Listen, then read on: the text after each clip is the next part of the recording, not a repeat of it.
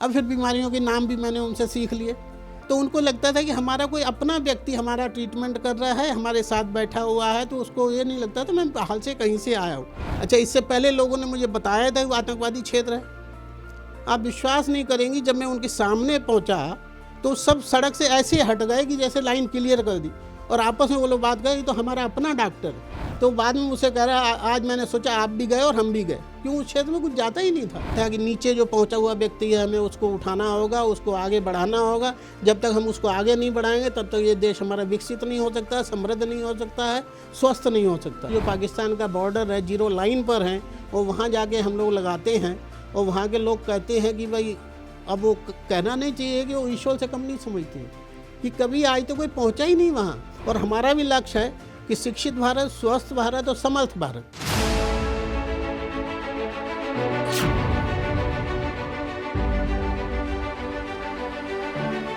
नमस्कार, एकल भारत के स्पेशल शो स्पॉटलाइट में आप सभी का बहुत बहुत स्वागत है। मैं हूं आपके साथ सृष्टि शुक्ला।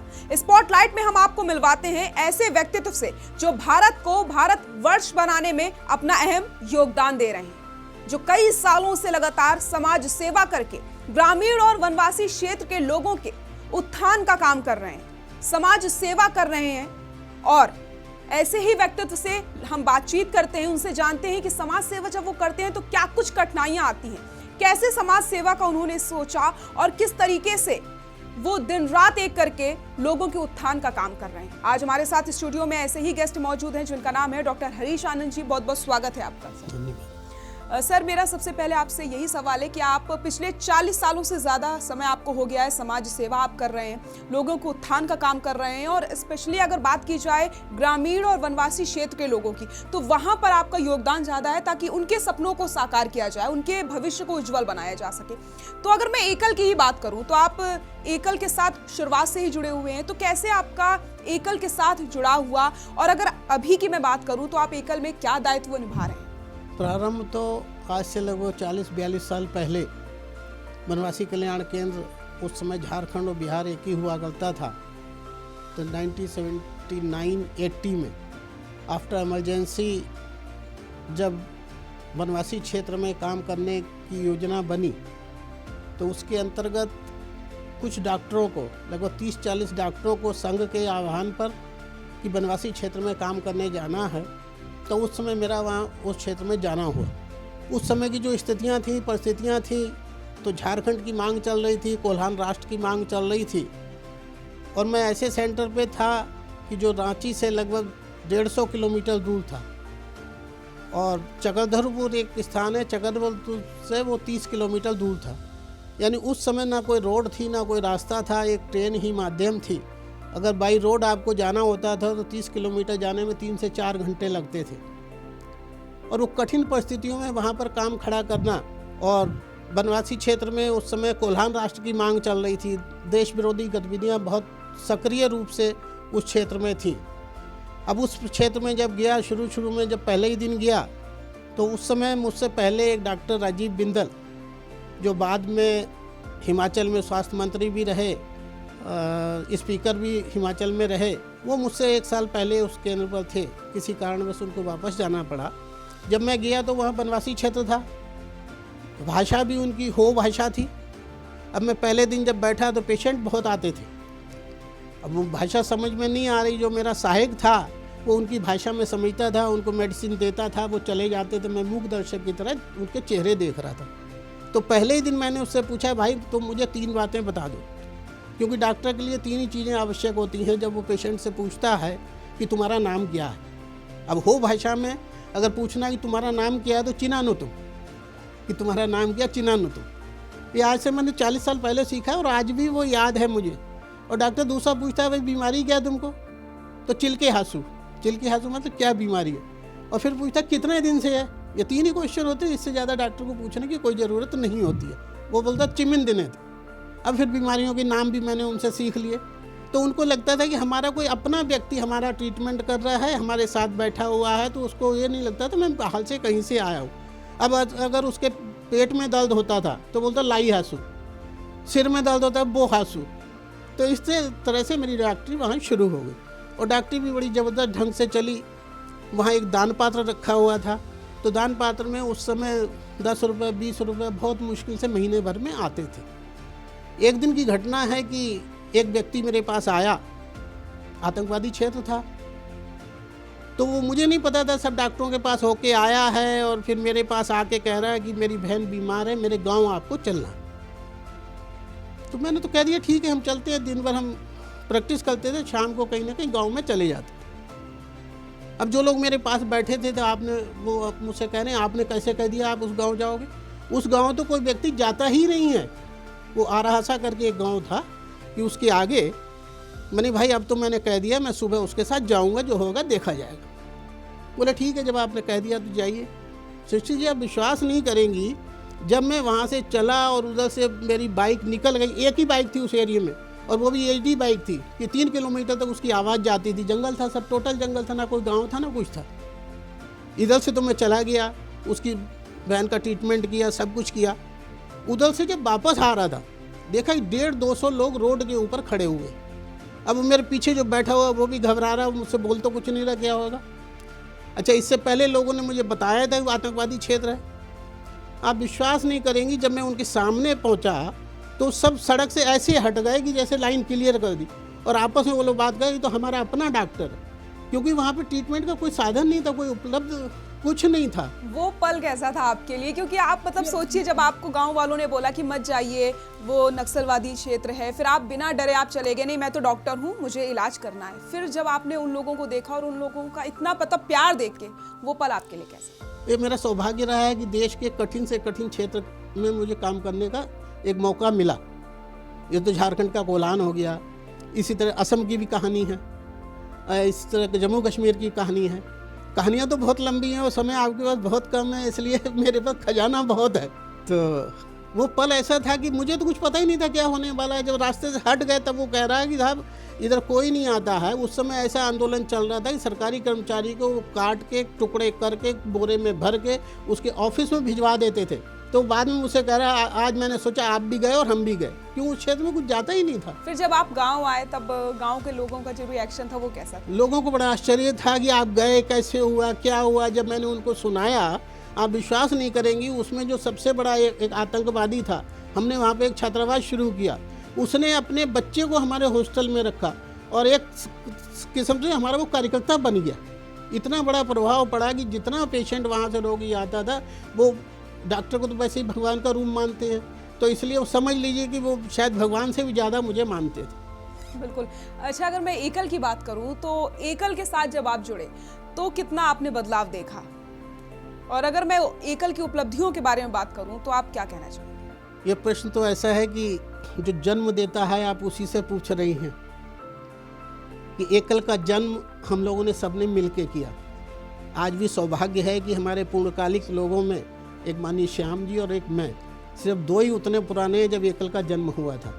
हम लोगों ने बैठ के पूरी प्लानिंग की थी। उस प्लानिंग के अंतर्गत योजना बनी थी कि एकल विद्यालय शुरू करना है।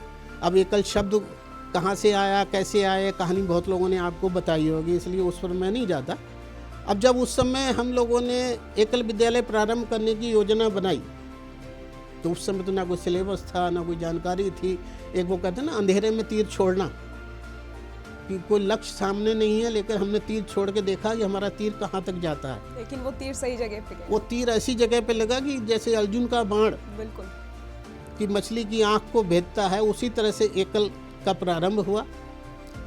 अब एकल के प्रारंभ में कठिनाइयाँ तो बहुत तरह की आई, क्योंकि नया सिस्टम था, नया तरीका था, सब कुछ हम लोगों ने अपने सामने ही उसको प्रारंभ किया। तो एकल योजना प्रारंभ तो हो गई और मात्र 30 विद्यालय से प्रारंभ हुई थी, और उस समय तो हमारा ये लक्ष्य था कि हम एकल विद्यालय गांव-गांव में शुरू करेंगे। तो 10 साल के अंतर एकल विद्यालय उड़ीसा और झारखंड तक ही सीमित रहा। 97 में उसी भूईफोड़ में, मतलब धनबाद में, जहाँ से एकल विद्यालय प्रारंभ हुआ था, अखिल भारतीय स्तर पर 97 में एक बैठक आयोजित की गई। उस बैठक में निर्णय हुआ कि लोगों की डिमांड भी आई कि आप इसको अखिल भारतीय स्तर पर क्यों नहीं शुरू करते। तो 97 में हम लोगों ने इसको अखिल भारतीय स्तर पर प्रारंभ किया। उसी के अंतर्गत आसाम, हिमाचल, सभी जगह। सौभाग्य से मुझे मुझे असम जाने का सौभाग्य प्राप्त हुआ। इसकी भी एक कहानी है। जब मैं कल्याण आश्रम में था तो मेरी शादी नहीं हुई थी। 35 साल की उम्र में मैंने शादी की और शादी करने का मेरा कोई इरादा भी नहीं था। जब शादी हो गई तो मानिए श्याम जी एक दिन मुझसे कहते हैं, भाई ऐसे करने से कब तक काम चलेगा, खाओ पियो ऐश करो। मैंने बताइए क्या करना है। बोले हमको इसको एकल विद्यालय को, अभियान नहीं था उस समय, एकल विद्यालय ही था, एकल विद्यालय को आगे बढ़ाना है। तो मैंने ठीक है, मैं पूरी तरह तैयार हूँ, आप जैसा कहेंगे मैं करूँगा। लेकिन बिहार और यूपी को छोड़ के आप देश में कहीं भी कहेंगे मैं जाने को तैयार हूँ। बिहार और यूपी क्यों नहीं? हाँ, वो भी प्रश्न का उत्तर है। बिहार का ऐसा था, मैंने 12 साल काम किया था 80 से लेकर 92 तक जी। तब मुझे लगा कि यहाँ करने में कुछ नयापन नहीं आएगा और जो नए लोग खड़े होंगे तो मेरे कारण वो भी नहीं खड़े हो सकते, क्योंकि कहते हैं ना बड़े पेड़ के नीचे कभी छोटा पेड़ नहीं उग सकता। तो बिहार तो इसलिए, और यूपी में मेरा घर होने के कारण से बार बार घर का लगाव रहेगा। तो मानिए श्याम जी का असम जाओगे, ये त्याग भी बहुत बड़ी चीज है। नहीं त्याग व्याग कुछ नहीं, अपना स्वार्थ था कि अपने दिल का सेटिस्फेक्शन था। फिर आपने असम को चुना। मानिए श्याम जी का असम जाओ, मैंने हाँ मैं चला जाऊँगा। अब परिवार के साथ असम जाना, जब लोगों को उस समय असम में भी भयंकर स्थिति, उस समय जैसे मैंने आपको कोल्हान की झारखंड की बताई, उससे भी भयंकर स्थिति, आतंकवाद चरम पे था। ये बात है 27 नवंबर 97 की। अब मैंने घर जब वो लोगों को बताया, बोले लोग असम छोड़ के भाग रहे हैं, तुम विद फैमिली जो है असम जा रहे हो। मैंने अब तो मैंने कह दिया अब मैं जाऊँगा। अब मैं असम पहुँच गई। असम गया, योजना नहीं थी, किसी को कुछ नहीं पता था, कार्यकर्ता कोई नहीं था। तो हम लोगों ने सोचा कि गुवाहाटी सेंटर बनाएं, और कार्य क्षेत्र था तिनसुकिया और सिलचर, यानी गुवाहाटी से 500 किलोमीटर दूर। 6 महीने तक हमारा केंद्र जो था वो गुवाहाटी रहा, लेकिन वो घड़ी के पेंडुलम की तरह इधर से इधर हम चलते रहे 6 महीने तक, लेकिन कुछ भी हमको प्राप्त नहीं हुआ। 6 महीने बाद हमने तिनसुकिया अपना केंद्र बनाया। सौभाग्य से एक कार्यकर्ता जो हमको मिला वो भी बहुत अच्छा था। वो इतना अच्छा था कि एक दिन कहीं क्षेत्र में जाने की बात हुई तो मुझसे कह रहा 10 बजे आप आ जाइए, 10 बजे हम चलेंगे। मैं 10 बजे आके बैठ गया, 3 बजे तक वो आया ही नहीं। जब वो जहाँ रहता था मैं वहाँ पहुँचा तो आराम से चादर तान के सो रहा था। मैंने भाई क्या हुआ? बोले मैं तो भूल गया कि आपको बुलाया था, आपके साथ जाना था। मैंने कोई बात नहीं। फिर दूसरे दिन भी ऐसा ही हुआ। तिनसुकिया से एक डुमडुमा करके जगह है, उसके आगे तालाब करके एक स्थान है, वो बड़ा आतंकवादी क्षेत्र रहा और उस समय सब आतंकवादी ही वहाँ पर रहते थे, अल्फा सल्फा सब वहाँ पर थे। तो दूसरे दिन ऐसा हुआ, तिनसुकिया से हम तालाब गए तो वहाँ जिस व्यक्ति से मिलना था वो व्यक्ति नहीं मिला। तो उसके बाद डुमडुमा एक शहर था, मैंने कहा भाई यहाँ कोई मिलता हो? बोले नहीं, यहाँ भी मेरा कोई जानने वाला नहीं है। अब मैं तो उसके पीछे पड़ा हुआ था, लेकिन उसकी इच्छा नहीं थी कि इस काम को शुरू किया जाए।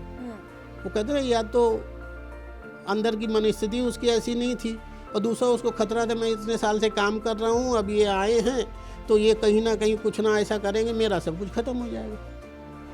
तो एक दिन उसने योजनाबद्ध तरीके से वहाँ एक अटसा करके एक संगठन है, all T tribe student association, बोले उनके साथ मेरी बैठक आयोजित करा दी। तो तालाब गांव में एक परिवार था, चुन्नू राम कर्माकर उसका नाम था, उसके घर में बैठक रखी गई। तो 10-12 लोग वहाँ पर आए। तो एक व्यक्ति आते ही बोलता है कि आपको आज याद आया कि हम लोग हिंदू हैं? अभी तक आप कहाँ मर गए थे जो आज हमें देखने आए हो कि हम हिंदू हैं? अब मुझे तो सुनना था, सीधी सी बात थी, हम सुन रहे थे, वो बोल रहा था। फिर इसी तरह के लोग प्रश्न उत्तर अपने जो भी कर सकते थे उन्होंने किए।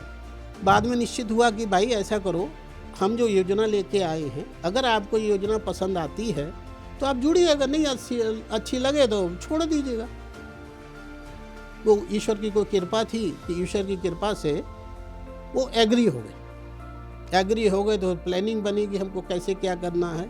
सृष्टि जी, आप विश्वास नहीं करेंगी कि वो जो सोच के लेके गया था कि डॉक्टर साहब इनकी कहानी सुनेंगे और डर के मारे भाग जाएंगे। यानी कई जगह लोगों ने ऐसा भी योजना बनाई कि किस तरह से मुझे ख़त्म किया जाए, कुछ किया जाए, भगाया जाए, लेकिन वो ईश्वरीय कार्य लेके हम चल। कितने साल लगे आपको वहाँ पर स्टेबल होने? विदिन 6 मंथ, 6 महीने में आपने पूरी योजना बना ली? 6 महीने की योजना भी बन गई और 6 महीने में कार्य भी शुरू हुआ। कार्यकर्ता बहुत अच्छे थे। क्या कुछ बदलाव वहाँ पर किए आपके? नहीं, 6 महीने में बदलाव थोड़ी, वो तो नहीं, उसके बाद अभी की अगर मैं बात करूँ तब से। वो तो लंबी कहानी है।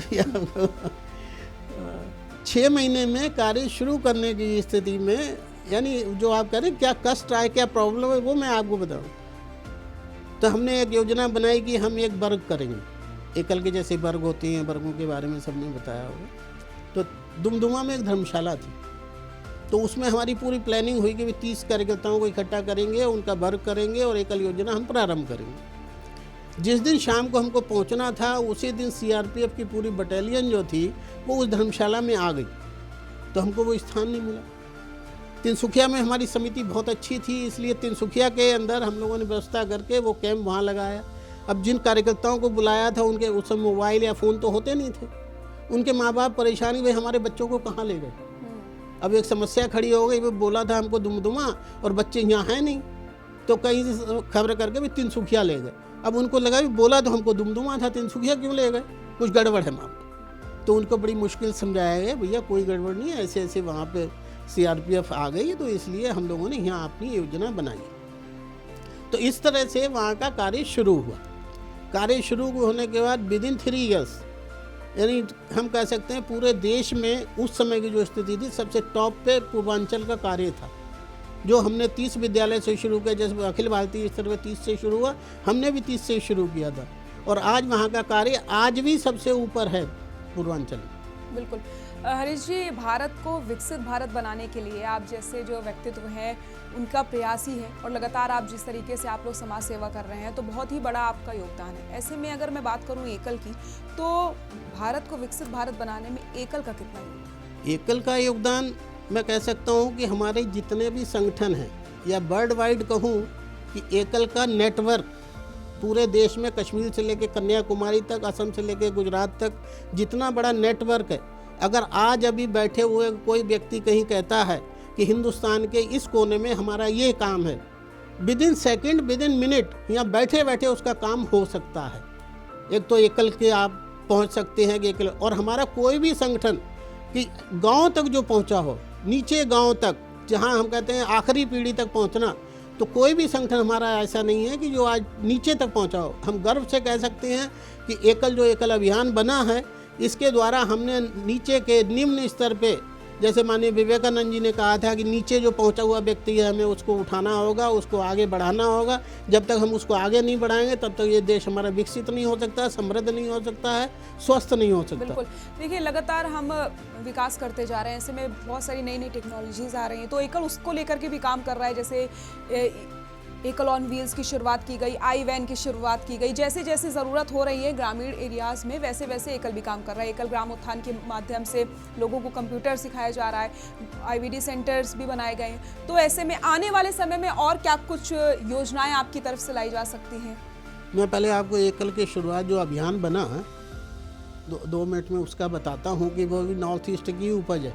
बिल्कुल। एकल विद्यालय तो हम लोगों ने शुरू किए, बाद में हमारे एक मित्र हैं डॉक्टर मुकुल भाटिया, आरोग्य के वो इस समय मार्गदर्शक भी हैं, तो वो उस समय तिनसुखिया में ही थे। तो एकल विद्यालय जब शुरू किए तो हमने कहा कि शिक्षा और स्वास्थ्य एक सिक्के के 2 पहलू। बिना शिक्षित हुए हम स्वस्थ नहीं हो सकते, और बिना स्वस्थ हुए हम शिक्षित नहीं हो सकते। अगर किसी बीमार आदमी को आप बोलिए शिक्षा ग्रहण करिए, तो वो कहेगा मैं मर रहा हूँ, तुम कह रहे हो शिक्षा की बात करो। इसी तरह से किसी अशिक्षित को अगर आप शिक्षा के बारे में बताइए, तो वो कहेगा भाई पहले मेरी शिक्षा दूर करो, तभी तो मैं स्वस्थ होऊंगा। तो आरोग्य योजना की भी शुरुआत असम से ही हुई। आज जो आरोग्य योजना हमारी पूरे देश में चल रही है, नॉर्थ ईस्ट में आरोग्य योजना नॉर्थ ईस्ट से ही प्रारंभ हुई। इसी तरह से हमारी जो रथ योजना है, उसका भी श्रेय नॉर्थ ईस्ट को ही जाता है। एक बार माननीय श्याम जी का प्रवास पूर्वांचल का था, तो एक चाय बागान में हम लोगों ने उनका कार्यक्रम रखा। संडे का दिन था, सुबह 9 बजे का टाइम था।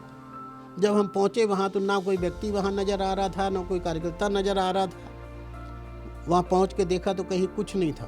तो वहाँ के चौकीदार से पूछा कि कहाँ गए सब लोग। तो हर चाय बागान में एक कम्युनिटी सेंटर होता।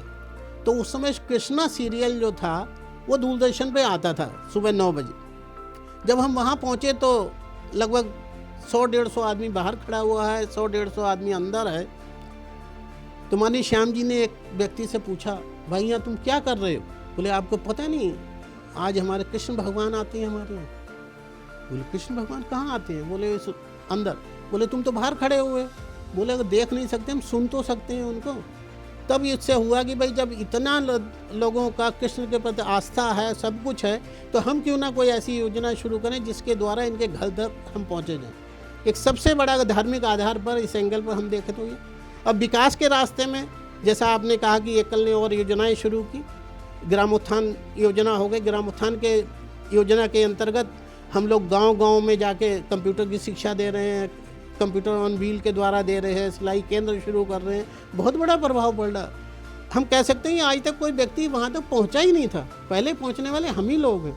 इसी तरह से जम्मू कश्मीर के अंदर मैं पिछले 10 साल से एक इरकॉन इंटरनेशनल है, इसके माध्यम से हेल्थ कैंप लगा रहा हूँ। तो हर साल 50 से 100 कैंप लगाता हूँ। इस साल भी 53 कैंप्स का मैंने एक योजना बनाई है, जिसमें से 45 कैंप्स कंप्लीट हो चुके हैं, 8 कैंप रह गए हैं। मार्च के 14 मार्च तक वो भी कंप्लीट हो जाएंगे। तो इरकॉन हमको बहुत अच्छा सहयोग दे रहा है। इस कैंप के अंदर क्या होता है, मैं जानना कैंप के अंदर हम एक तो हेल्थ अवेयरनेस कैंप लगाते हैं। पहले गांव वालों को इकट्ठा करते हैं, उनको अवेयरनेस के ऊपर हम स्वस्थ कैसे रहें कि इसके बारे और बीमारी की रोकथाम कैसे हो, इस विषय में उनको अच्छी तरह समझाया जाता है। उसके साथ साथ फिर बाद में हम बीपी, शुगर, हीमोग्लोबिन। कितना प्रभाव पड़ता है इन कैंप्स का ग्रामीण एरियाज में?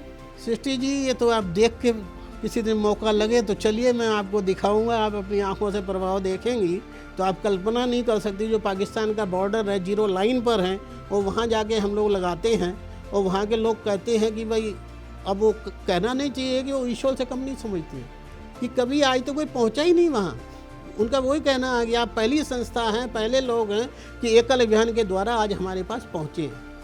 वहाँ पर जो हमारे आर्मी के लोग, CRPF के लोग, जितने लोग होते हैं, CISF के लोग। बिल्कुल हरीश जी, इसमें कोई दो राय नहीं है। यहाँ सब लोग यही बात बोलते हैं कि जहाँ सरकारी योजनाएं नहीं पहुँच पाई वहाँ एकल पहुँचा है। एकल ने वहाँ पहुँच करके उनके उत्थान का काम किया है। वो फिर संस्कार की बात हो या फिर युवाओं के विकास की बात हो, ट्रेनिंग देने की बात हो, हर चीज़ को एकल ने समझा है। पंचमुखी शिक्षा के माध्यम से लोगों के विकास का काम कर रहा है। अगर मैं आज के यूथ की बात करूँ, आप काफ़ी एक्सपीरियंस्ड हैं, आप काफ़ी दिनों से आप हर एरिया में जा करके हर एरिया को समझ करके आपने बहुत, अगर अनुभव की बात करूँ तो आप हर चीज़ में बहुत ज़्यादा एक्सपीरियंस्ड हैं। तो ऐसे में अगर आज मैं आज के यूथ की बात करूं तो आप आज के यूथ को क्या मैसेज देना चाहेंगे? यूथ का है कि अभी स्पोर्ट्स का, यहाँ से पहले आपने भी देखा होगा कि एकल ने तो अभी स्पोर्ट्स भी शुरू कर दिया। इसीलिए मैं कहने चाह रहा था कि वही कि एकल ने जो स्पोर्ट्स का काम शुरू किया है, स्पोर्ट्स के लिए कार्यकर्ताओं को आगे बढ़ाया है। आज से 10 साल पहले देखें कि हमारे यहाँ जो मेडल नेशनल लेवल पे आते थे 5, 10, 7 रह जाते थे, अब हम 100 मेडल से ऊपर ला रहे हैं। तो एकल भी इसी तरह से यूथ को आगे बढ़ाने में काम कर रहा है। और यूथ की जो एक डिमांड है कि उनको काम चाहिए, ऐसा नहीं है उनको नौकरी चाहिए, उनको काम चाहिए। आप अगर उनको काम देंगे तो निश्चित रूप से देश के लिए, समाज के लिए और राष्ट्र के लिए काम करेंगे। और हमारा भी लक्ष्य है कि शिक्षित भारत, स्वस्थ भारत और समर्थ भारत, बिल्कुल, कि अगर ये 3 हो जाएंगे तो 100% हम कह सकते हैं कि हम जो विकसित भारत की ओर बढ़ रहे हैं एकदम एकल के माध्यम से बढ़ेंगे। माननीय अशोक जी ने किसी ज़माने में कहा एकल ब्रह्मास्त्र है, तो ये ब्रह्मास्त्र ही है कि ब्रह्मास्त्र एक बार छोड़ दिया तो वो अचूक निशाना अपना पूरा करके आता है। और एकल आज देश में इसी तरह का कार्य कर रहा है। आपसे मेरा अंतिम सवाल आज का बहुत ज़रूरी भी है आज के टाइम मैनेजमेंट को लेकर के, कि लोगों के पास अक्सर ये ज़रूर सवाल रहता है कि कैसे समाज सेवा करें, ऑलरेडी इतना काम है, तो टाइम मैनेजमेंट कैसे कर सकते हैं, उसके लिए 2 लाइन। सृष्टि जी, ऐसा है कि जो कामचोर होते हैं उनको 100 बहाने होते हैं, और काम करने वाला जो होता है उसके पास कोई बहाना नहीं होता। तो हम कहते हैं जो आप व्यक्ति 11 काम करता है उसको अगर 12वां काम को दीजिए तो वो निश्चित रूप से 100% कर सकता है, क्योंकि उसे काम करने की आदत है। आज अगर हम अपने देश के प्रधानमंत्री को देखें, कल का ही आप देखें सुबह 3 बजे तक वो मीटिंग करते रहे और आज 3 स्टेट में जाके प्रवास करके वापस आएंगे। अगला व्यक्ति मात्र 2 घंटे सो के सुबह 5 बजे 3 बजे तक काम करके 5 बजे उठ रहा है। आज हमारे माननीय श्याम जी को देखिए, 18 घंटे काम करते हैं, उन पर जितना काम आ जाता है वो उसको उतना ही आगे बढ़ाते हैं। तो जितने हमारे कार्यकर्ता हैं वो एकदम इस लगन से काम कर रहे हैं कि लोग उनसे प्रेरणा लेते हैं। तो प्रेरणा लेने के लिए 10 व्यक्ति को काम दीजिए, वो कहते हैं ना घोड़े की तरह लाद मत दीजिए, लेकिन उसको समझा के दीजिए। तो 2 तरह के लोग होते हैं हमारे यहाँ। अगर आपने एक गिलास में आधा गिलास पानी रखा तो उससे हम उसका थॉट सोच सकते हैं, उससे पूछते हैं कि भाई इसमें क्या है। अगर को कहेगा आधा भरा हुआ है तो पॉजिटिव थॉट है, अगर कहेगा आधा खाली है तो नेगेटिव थॉट है। उस नेगेटिव थॉट वाले को आप जितना भी समझाइए वो अपनी बीमारियां आपको बताता रहे, और पॉजिटिव वाले को आप जो कहेंगे वो करने को तैयार हो जाएगा। बिल्कुल, बहुत बहुत धन्यवाद हरीश जी आपका। तो हमारे साथ आज स्टूडियो में मौजूद थे डॉक्टर हरीश आनंद जी, जिन्होंने बताया कि एकल किस तरीके से काम कर रहा है, क्या कुछ कठिनाइयां आती हैं, कितनी परेशानियां आती हैं, लेकिन उन सारी कठिनाइयों को, परेशानियों को एक साइड करके वो लगातार लोगों की समाज सेवा के काम कर रहे हैं और लोगों के उत्थान का काम कर रहे हैं और भारत को विकसित भारत बनाने के लिए कदम वो बढ़ा चुके हैं और अब ये कदम रुकने वाले नहीं हैं। ऐसे ही व्यक्तित्व एकल के साथ जुड़ते हैं और एकल दिन रात इसी तरीके से मेहनत करके एक अपना आयाम जो एकल ने सोचा है उस आयाम को वो पूरा कर रहा है। आज की स्पॉटलाइट में बस इतना ही। आप सभी अपना ध्यान रखें। अगर आपने अभी तक हमारे चैनल को लाइक, शेयर और सब्सक्राइब नहीं किया है तो जल्दी से कर दीजिए। फिर से अगले हफ्ते आपसे मिलेंगे, एक नए व्यक्तित्व से आपकी मुलाकात करवाएंगे। नमस्कार।